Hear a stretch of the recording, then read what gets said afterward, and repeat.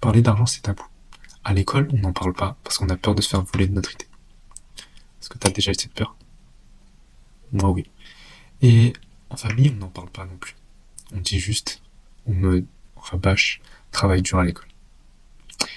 Mais alors, comment on est censé réussir?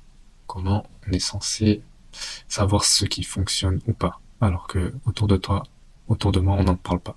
Mais au lieu de me plaindre, au lieu de juste me plaindre comme je l'ai fait il y a quelques années, je commençais à lire des livres et qui m'aident à juste ouvrir un peu plus les yeux de comment fonctionne le monde. Mais c'est des concepts que j'ai appris et aujourd'hui je vais te les partager dans cette vidéo-là. Trois concepts tirés du livre Autoroute du millionnaire. Peut-être que ça va t'aider à changer ta vision de l'argent et de la réussite. C'est parti.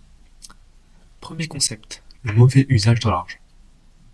En tant qu'enfant de famille modeste, l'argent, je le vois comme un moyen de, de m'acheter des petits plaisirs. Des vêtements pour partir en vacances, acheter une maison. Mais selon l'auteur, MJ de Marco, ce genre de dépenses ne crée que des dettes inutiles. Et elle réduit notre liberté. Ce que l'auteur veut qu'on retienne, ce n'est pas qu'on n'a pas le droit de s'acheter des petits plaisirs ou partir en vacances, mais c'est plus le fait de rajouter un concept dans notre esprit. Que l'argent, ce n'est pas juste pour être dépensé, mais aussi pour être un outil pour nous améliorer aussi. Elle peut être utile pour améliorer tes compétences. Aujourd'hui, si tu es salarié, tu peux augmenter tes compétences pour augmenter ton salaire. Si tu augmentes tes compétences à chaque fois que tu utilises bien ton argent, que si tu ne penses pas juste à dépenser, tu peux augmenter tes compétences en lisant des livres ou en te formant. Et à chaque fois que tu utilises cet argent-là, tu oublies tout ce qui est consommable, tout ce qui perd de la valeur sur le temps, tu peux augmenter ta valeur à toi. Tu peux grandir, avoir plus de compétences, avoir plus de skills, qui va faire en sorte que ta valeur à toi augmente. Et plus tu augmentes, plus le salaire, tu peux demander un meilleur salaire. Le deuxième concept, c'est l'asservissement au style de vie.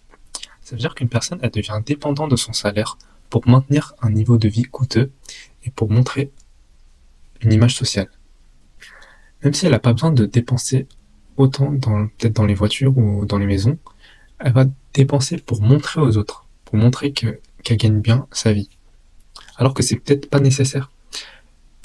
Et en se concentrant sur l'influence des autres, sur le fait que les autres ont peut-être de belles voitures, il va faire de même. Il va pas réfléchir à son avenir. Il va toujours dépendre de son salaire au lieu de chercher à investir pour devenir plus libre financièrement. Troisième concept. C'est quoi la vraie richesse?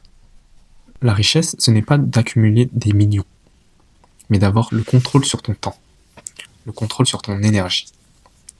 Être riche, c'est pouvoir choisir de travailler ou non, passer du temps avec les gens que tu aimes, ou te lancer dans des projets qui ont du sens.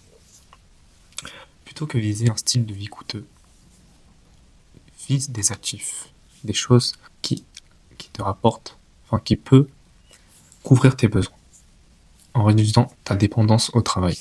L'argent bien utilisé, elle peut t'acheter du temps. L'argent bien utilisé ne doit pas financer ton style de vie. Au début, si tu es jeune, tu dois juste augmenter tes compétences. Tu dois augmenter ta façon de voir la vie. Et plus tard, tu augmenteras ton temps, ta liberté. Si on récapitule, tu peux utiliser ton argent pour acheter des petits plaisirs, acheter tout ce que tu as besoin pour vivre. Mais pense aussi au fait que cet argent, tu peux l'utiliser pour développer des compétences, pour l'utiliser pour acheter des formations pour plus grandir, pour plus devenir plus compétent. Et pour éviter de tomber dans ce piège où tu vas juste augmenter tes compétences, augmenter juste tes dépenses au fur et à mesure que tu augmentes ton salaire, pour chercher à gagner avant tout la liberté.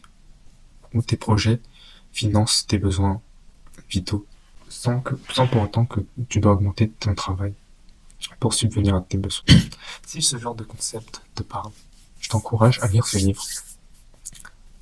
Et si tu veux en discuter ou partager ton propre parcours, dis-le moi en commentaire. Rappelle-toi, Ce n'est pas la quantité d'argent qui compte, mais ce que tu en fais avec.